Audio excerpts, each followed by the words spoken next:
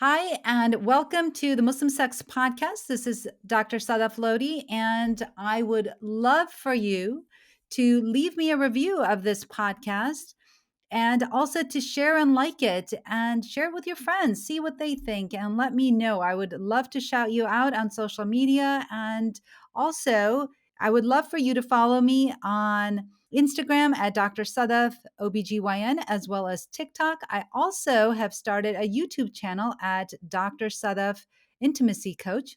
I'd love for you to follow me on all of those channels. And most importantly, I'd love for you to become a patient. I am now accepting telehealth patients for sexual health as well as menopause health in New York and Michigan. So if you are a woman that is looking for a doctor that understands you and can actually take the time to listen to all of your concerns, reach out to me. Reach out at Dr. Sadaf at drsadaf.com.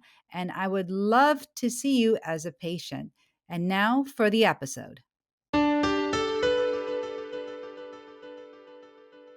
I'm an American board certified OBGYN, a mom, a Muslim, and I'm talking about sex. This is the Muslim Sex Podcast. Welcome to the Muslim Sex Podcast. I'm your host, Dr. Sadaf Lodi, and this episode is everything you need to know about mental health and how that plays into relationships. Before I get into it, the first thing I want to make very clear is that I am not giving any type of medical advice. So if you have any issues with your health, please speak with your healthcare provider. And I'm also not giving any type of religious advice. So if you have any questions about your religion, please speak with your friendly neighborhood religious leader. And this is the Muslim Sex Podcast because I just happen to be a Muslim woman that talks about sex. So today I am very happy to welcome Dr. Fred to the podcast. And welcome, Dr. Fred. Thank you. I'd love for you to introduce yourself to the viewers and the listeners out there. Sure. So thank you so much. And I also want to say the same thing you said, sort of the similar disclaimer, which is nothing I say today is actual medical advice. And I'm just a man here talking to you on a Muslim woman talking about sex. And I'm a male psychiatrist talking to a Muslim woman about sex. But by under no conditions am I actually giving any kind of medical advice here or any religious advice. So. All right. Let's see. So my name is Dr. Fred. My real name is Fred Moss, and I've been a doctor as well. I think we have established that in the past. I graduated from conventional medical school in 1988, and I already knew that I was really enchanted with the whole idea of bringing connection, human connection, creativity, and conversation and communication to the heart of all healing. And that's why I went into psychiatry, actually. I had certainly knew that as a child, and I knew that all the way growing up. And I had a little taste of psychiatry prior to going to medical school. I had worked as a child care worker, so in a state mental health facility. And it was there that I really learned that communication and connection are really what we're all looking for. And so, as a psychiatrist, my idea was that I would bring communication and connection to the central aspect of who I was as a mental health provider. That was after dropping out of college a couple times, actually, and finally realizing that I was going to come in and be a doctor for that purpose. Now, over time, and you know this, in 1987 or so, Prozac was introduced to the world, and that just really changed the whole paradigm of how psychiatry and mental health was ever going to be seen. The idea became that there was such thing as a chemical imbalance that was causing our discomfort, and that we had an app or we had drugs for that, and that those kinds of things were Prozac was the first one in the new age, and then there was Zoloft and Paxil, and then many others, as we all know. And these days, it's a roaring epidemic. Almost everybody we know, so many people that we know, maybe not almost everybody, are on some form of psychiatric medication and have themselves walking around with some form of a psychiatric diagnosis. But who I have become over time is I've really fought against that. I don't think that medications are the answer for very much, certainly in the psychiatric world. I feel like the medications are designed often to perpetuate the symptoms they're marketed to treat. So this has been a real battle for me because as a doctor and as a psychiatrist, over those years since Prozac's advent, the whole typecast has been that psychiatrists, what's the difference between a psychiatrist and a psychologist? everyone has the same answer, which is, well, psychiatrists are the ones who prescribe medicine. And that's not what I really went into the field to do. I actually went into the field so that I wouldn't prescribe medicine. And now I come out 100,000 prescriptions later, having written enough prescriptions to actually create an aching heart and a sacrificed soul. And the idea being that ultimately, all I really wanted to be the whole time was someone who advocated for human connection, human intimacy, if you will, human contact and conversation and internal creativity together as a source for healing. So, more recently, as I finally have found my way backing out of the conventional system, in 2006 is when I started taking people off of medicine and actually taking them off their diagnosis. And then I began a locum tenens career all over the country and all over the world. And in 2016, I started Welcome to Humanity, which now is pretty self explanatory. Pretty much just says that if you're uncomfortable, welcome to humanity. That discomfort is not a form of pathology. It's okay to be uncomfortable. It's okay. It's okay to be in some kind of pain. It's okay to be concerned. It's okay to be depressed. It's okay to be anxious. It's okay to be afraid. It's completely okay. Those are human emotions that in this day and age, if you're not feeling any of those, you're dead already because those things are just being launched into our world. And we have been really taught that if we're feeling any of those uncomfortable feelings, there's something wrong with us. And we come to a doctor, come to a psychiatrist, get a diagnosis, and then get a pill. And not only do we get a pill, we get a pill that actually perpetuates or sometimes actually even causes the symptoms it's marketed to treat.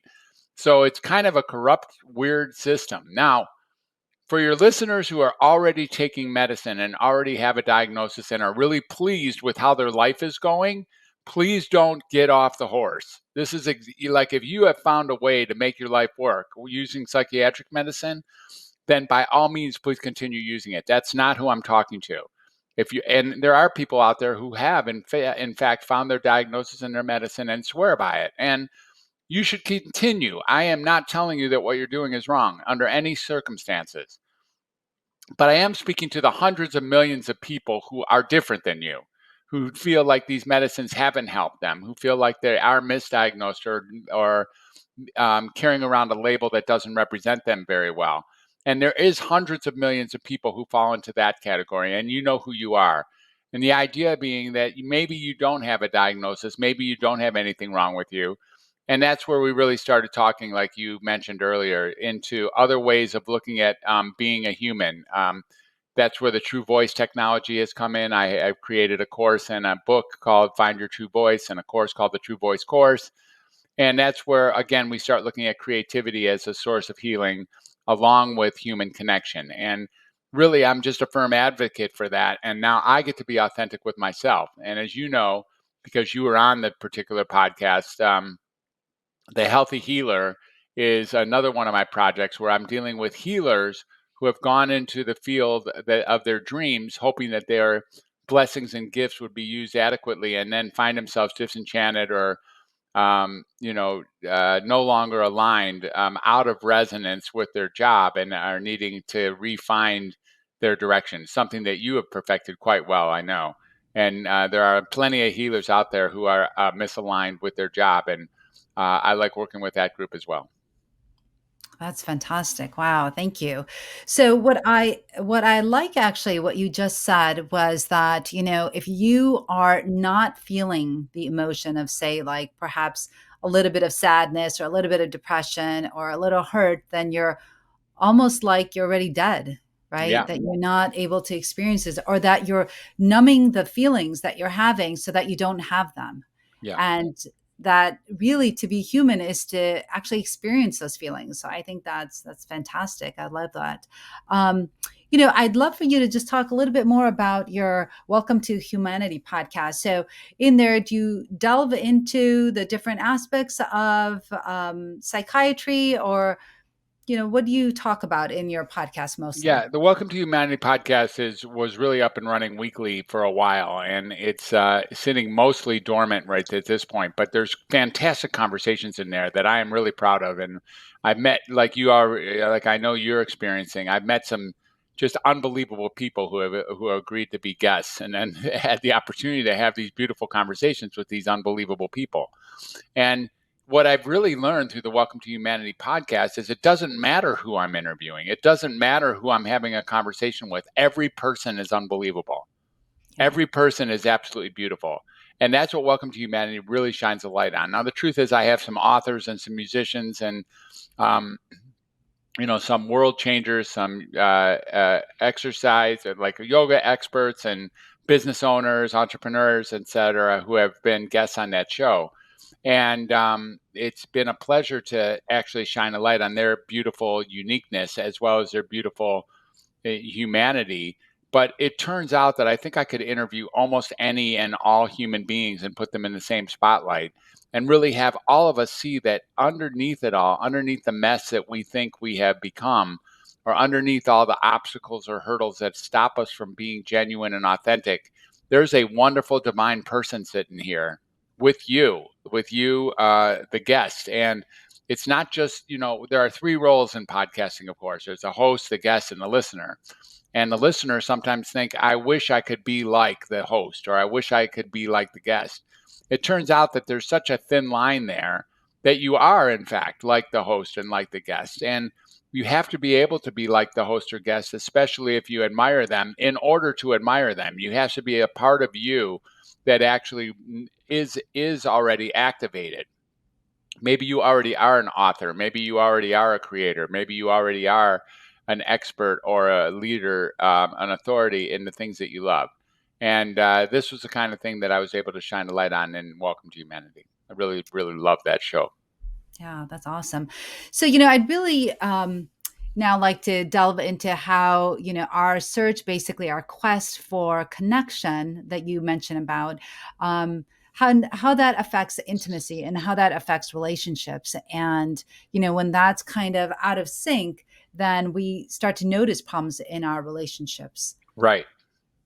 Yeah. So, one of the things about connection that when you bring it up, I think bears paying attention to right away is that we so often have become inauthentic to ourselves. So many of us are muted and muffled and stifled and silenced. And, so many of us are really feeling like we can't speak our true voice, and that we're no longer saying that which really matters to us, or either we're not saying it, or even in some more severe cases, um, we are actually saying things that even we don't believe.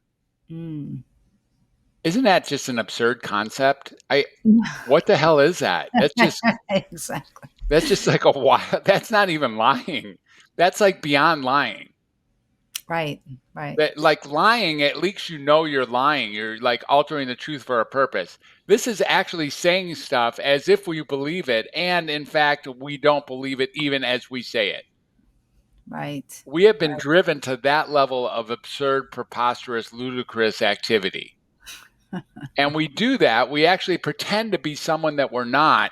And most people, when asked about that, I've had many conversations with people about this phenomena, will say that they're afraid.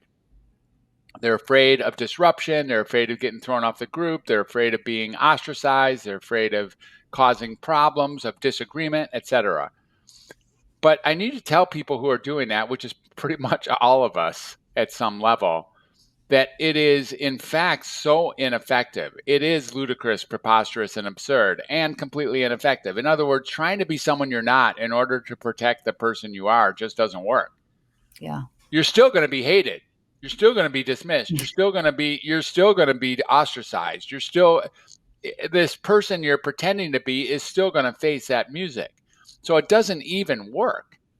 Now, how does that play a role in your question? The truth is, if you're going to be intimate with any other person in the world, you're going to have a much better time doing that from your authentic self. The Right. resonance that happens, the harmonic resonance that happens inside of intimacy can only happen with your pure self. This fake person or this alteration, this imposter that you pretend to create in order to protect yourself, isn't able to have an intimate relationship for real at all, because you're not you. And Yeah. so in order to be intimate, you have to at least dig in far enough to the soft underbelly of being yourself, and then be able to reach out to another person and create some form of intimacy, whether that's physical intimacy, psychological intimacy, emotional intimacy. There's so many levels of intimacy Right. that are available.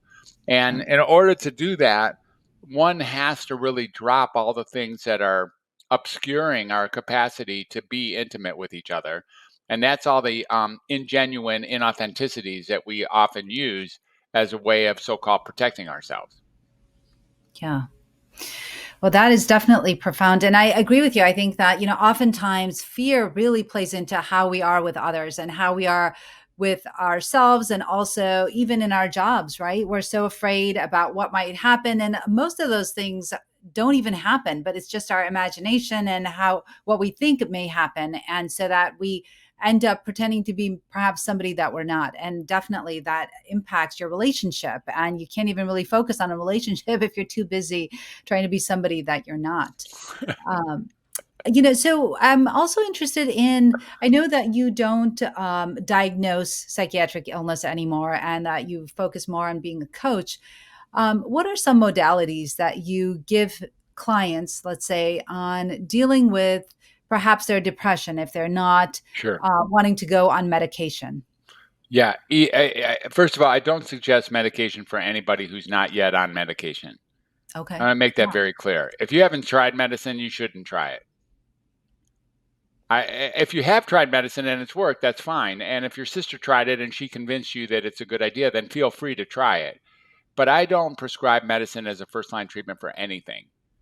There's no psychiatric medicine that I'm behind enough to think that it's a good idea to deal with depression or deal with anxiety or deal with, being scattered or having, wide open thoughts or social anxiety or post traumatic stress disorder, any of these particular psychiatric conditions.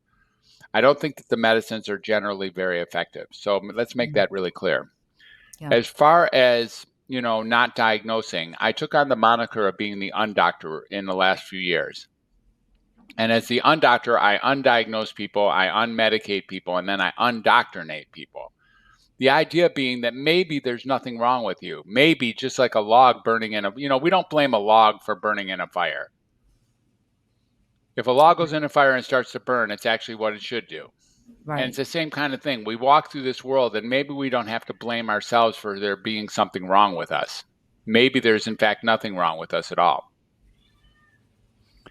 So, the possibility exists here that one of the ways to deal with a period of time where one might feel sad or depressed or nervous or anxious is by using creativity or the performing arts. So one of my books is called The Creative Eight: Healing Through Creativity and Self-Expression. And we talk about art, music, dancing, singing, drama, cooking, writing, gardening, many of the creative performing arts that are out there that are forms of self expression and can go a long way to alleviating these discomfort or this sense of imbalance that we sometimes have in this world that is already pretty imbalanced. So, feeling imbalanced, out of balance in a world that's out of balance is actually normal. Yeah. But if you want to feel balanced, one way to do that is to, is to roll into the performing arts: art, music, dancing, singing, drama, cooking, writing, gardening, photography, cleaning, are other areas as well. And the ultimate trump card is being of service. Really just being Mm. there for anybody, doing anything, helping anybody do anything. It's So that, amazing. yeah, Yeah. that those are good medicines, and those are way. There's no side effects to any of those. Yeah. I'm curious to find out how being creative, is it that it plays with our neurons in our brain? Is it that it gives us the dopamine that we need to help alleviate perhaps the feeling that we may have with, like, say, serotonin or something like that? Does it affect us at a neurologic level? That's why. And definitely, I know I've heard of that before as well, where being of service to others instills a sense of gratefulness, and Hmm. also that you feel useful, right? Right. Sometimes I guess when we are depressed, we feel as if we're not useful or that we don't provide any value to others. And I guess perhaps being of service to others gives us the value that we're seeking. I'm not sure. What do you think? Yeah, I think the physiological component can, is a little bit difficult to identify because we're pretty sure we know what we're talking about when we say stuff like dopamine or oxytocin. We think that we understand what those hormones really represent, and it's just almost a passing phase right now that these first, in particular, those two particular hormones are, front and center inside of the intimacy world. The Yeah. difference between dopamine bump and oxytocin warmth and all that. The idea here is, I think, we are social animals, and our interest is in helping other people and being helped by other people. And we are nothing if we don't actually communicate and connect with another human. Right. The truth is, being isolated and not connecting it's a fairly damaging phenomenon when we find ourselves there. And we reach out to do that, even if it's through books or through television or through movies, whatever we do, a telephone call or getting on a Zoom call or going to visit somebody. We are so completely addicted and interested in being connected with people. And in the world of, creativity and or helping anyone do anything, I think it just sparks our inner sense of humanity, probably beyond any of the explanations that our allopathic physiological constructs in our own growth and development as doctors can adequately explain. Hmm. Well, I think that's fantastic. I think that I'm going to have to go out and buy your book and find out how to, help people with depression and different type of mental illnesses through creativity. I think that's a very novel approach, and I've never heard that before. I have heard of people talking about mindfulness, right, and helping with depression, and also in creating intimacy and emotional intimacy, and also physical intimacy, and promoting desire by being more mindful. But I've never really thought about the creative aspect and how that can help with mental illness. I think that's I think that's fantastic and really a novel approach. Sure, Um, I know that you were thinking at one point of perhaps a documentary. I don't know if you want to mention a sure. little bit about that. Yeah, so let's streamline what you talked about with the book. First of all, the book is available online in both audio and in page turning form. So, and you can find it at welcometohumanity.net/creative or welcometohumanity.net/creative8. And one of those is the audio book. I think it's Creative 8 is the audio book, whereas Creative is the actual book. And so you don't have to go out and actually buy it. So that's a gift for your listeners and for you. Feel free to Oh, download it. It's a pretty fun book. yeah. You can also get it on Amazon, but I think it's just as well to hear me read it and or to download the page turning version. With respect to the documentary, I had an idea back in, I think it was launched in like 2018 or 19, um, that psychiatric illness is simply a conversation. It's not something that actually sustains itself from culture to culture. So what you have when you have what you have, if you live in Los Angeles, is entirely different than what it would look like if you were in Reykjavik or if you were in Tanzania, if you were within, Auckland, or if you were in Singapore. Like, it's not called schizophrenia in those other cultures. It's not called bipolar disorder. It might even be a gift. It might even be seen as something that is not only not pathological, but actually a true and honest blessed gift. And so I was able to see that, like, a broken arm is a broken arm in Tanzania. A broken arm is a broken arm in Tibet. It's the same broken arm. You got a broken arm in Reykjavik, you got a broken arm. It's the same broken arm you had in Little Rock. It's the same broken arm. And that's a pathology that can be identified. There's nobody who would say your arm is not broken in Reykjavik. But in medicine, or in psychiatry, I should say, the psychiatric conditions, they just are culturally defined. And they're frankly often defined by the diagnoser or the diagnosing community. So the diagnosing community actually designs what they think is normal and then describes abnormal as being outside the range of what they think is normal.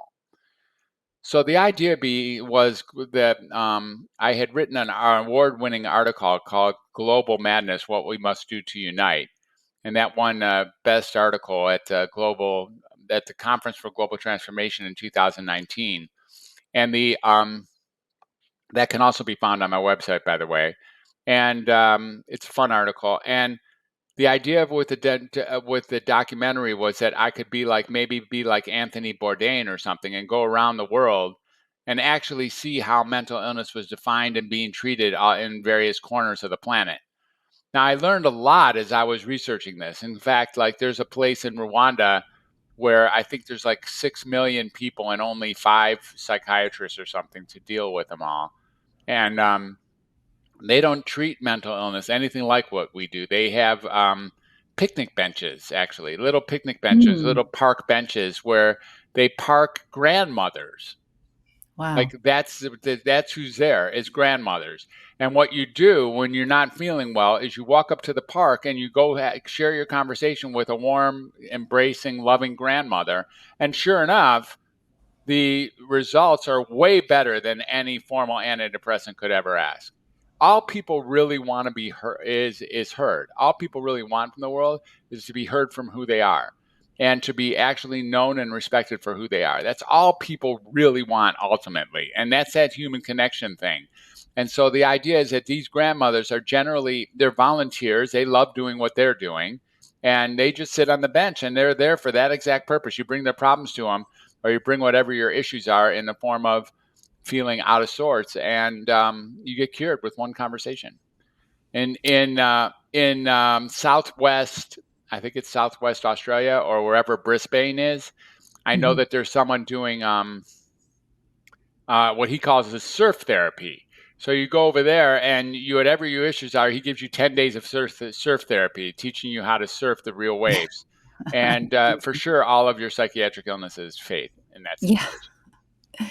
That is really amazing. What a great idea, right? And I know that, elderly individuals also appreciate that human connection. So it must be like a win-win Yeah. for that community in Rwanda where you have those elderly grandmothers sitting there, right? And if somebody comes to them and starts talking to them, I think that I read once that the key to happiness was something to do, something to look forward to, and someone to love. I love that. And yeah, and so you needed those 3 things, and that was really it. It wasn't about buying or having things or going on Or expensive. serotonin for that matter. It's just not. Yeah. It's just not. Now you could say maybe serotonin level, I mean, serotonin's been disproved a lot recently as being anything to do with depression, but I've known that the Mm, whole time, but not everybody yeah. knows that. This whole idea that serotonin is even anything worth treating in order to deal with depression is completely absurd. And it's been disproved, scientifically by recent um, neuroscientists and multiple actually published beautiful articles in mainstream journals. Um, but the whole point is these medicines are not they're not even designed in any way to alleviate the actual condition. At their very best, they're designed to contain the condition. And Mm, none of the medicines ever talk about truly curing your psychiatric illness because they don't. right. They just don't. If you really want healing, the way you get healing is through human connection. Right.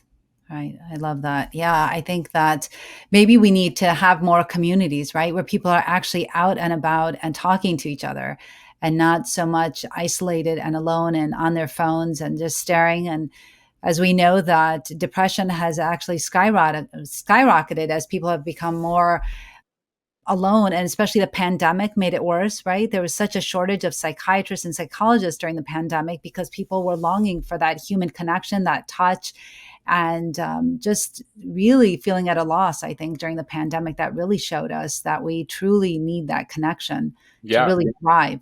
So I Mhm. think that and it seems like you've been saying that the whole time, so that's really impressive that you recognize that, whereas we just are rediscovering it truly. Well, you could even make a case, for some people that the loss of connection, the loss of human connection, is an actual epidemic and pandemic in its own right that preceded, and maybe in some ways of looking at it, actually contributed directly to the whole COVID pandemic issue. Like the whole idea of the disconnection of humans, it really is what got exploited in the COVID, in how we managed COVID as an international um, community of humans. This whole Right. idea of masking ourselves and being afraid of each other and putting ourselves 6 feet away from each other, a rather random distance, I might add, and as a way of protecting ourselves, just really just put a big um, put a big damper put a big Yeah. damper inside of our human connection capacity. Yeah, absolutely. Absolutely. So, well, this is fantastic. Any pearls that you would like to leave our listeners with regarding intimacy and connection and forming that connection when you think that you may have lost that connection with your significant other? Well, I think the big thing is that, and this is, I do address this in both the True Voice course and in the Find Your True Voice book, is what I said earlier, which is you can't really connect to somebody if you're pretending to be someone you're not. Right. It's not really possible. Yeah. The idea, of course, is that you have to be authentic to yourself. And the Mm. good news is there may be nothing wrong with you. Even if you're feeling Right. lousy, there may be nothing wrong with you. And here's another piece of good news.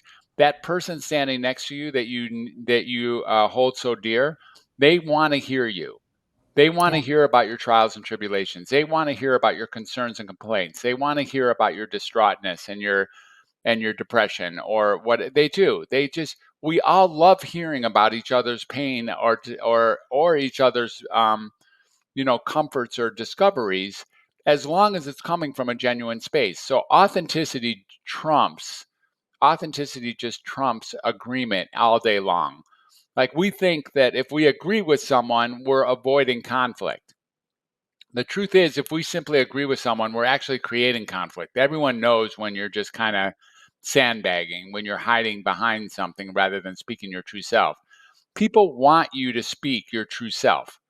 People you can do it respectfully. It doesn't mean you have to go to a mountaintop and say how much you hate your mother-in-law. That's not required here. What is required is that when you speak or when you express yourself, you use listening as a major tool.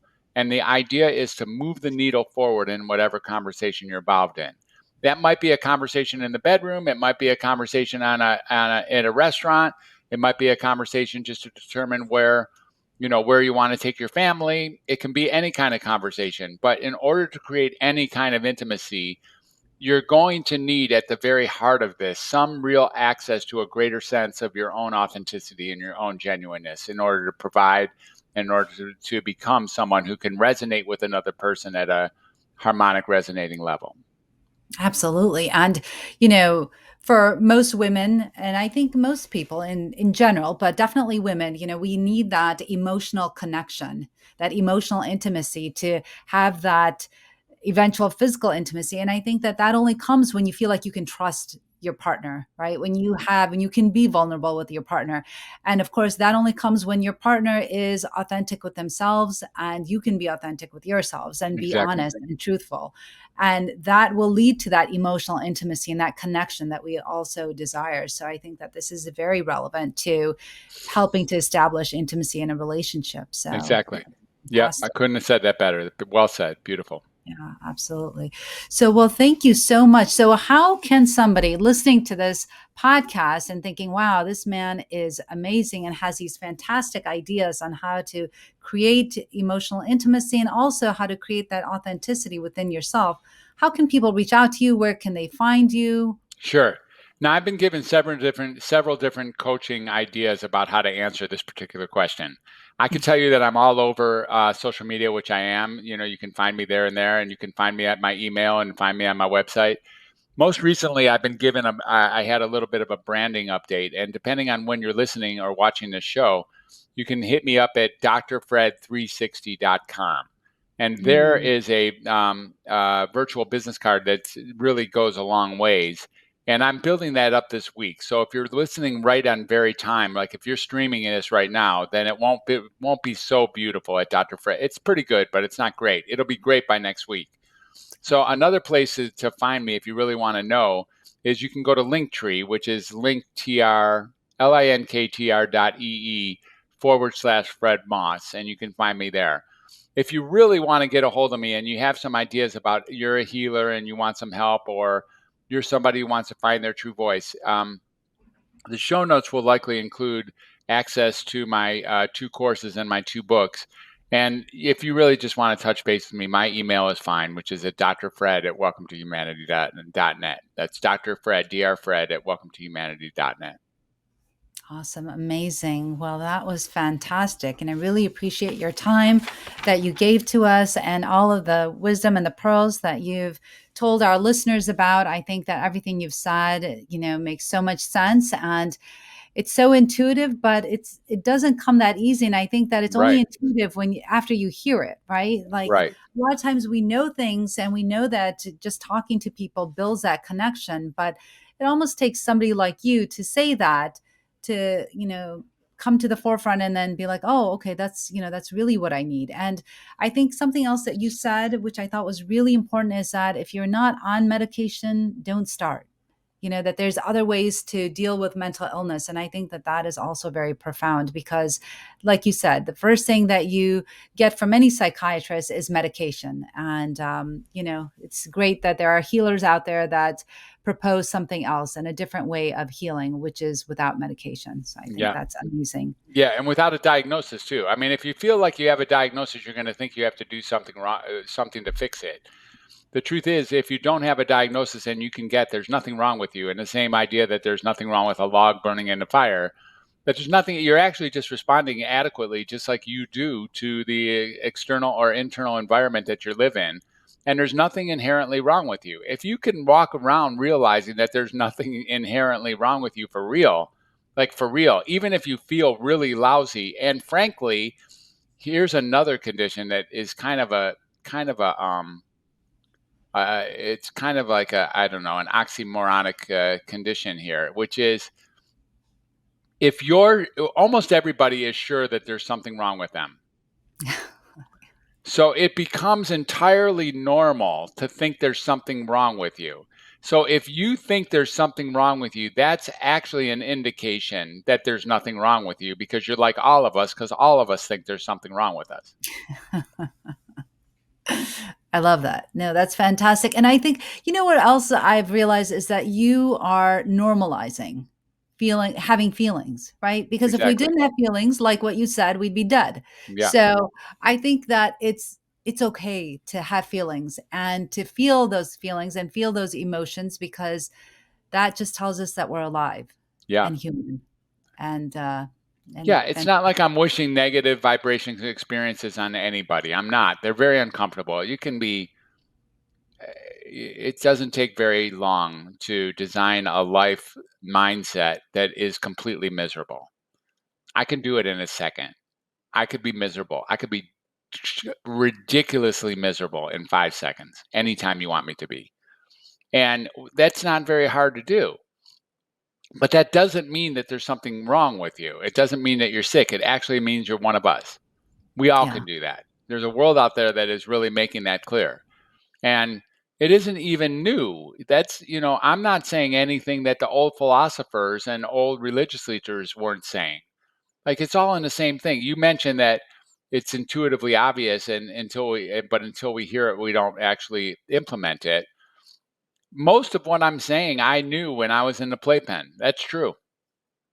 When I was 3 years old, most of what I'm saying is coming from there. It's not coming from the American Journal of XYZ. That's for sure. Yeah. Yeah. Fantastic.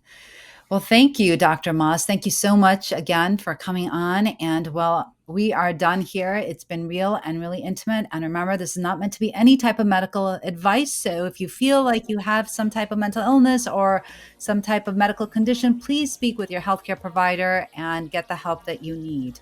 And until next time, this is the Muslim Sex Podcast. So thank you for listening to the podcast, and make sure you leave us a review, share and like the podcast. And if you leave me a review, I'd love to shout you out on social media. So be sure that you share it with all your friends. And thanks for listening.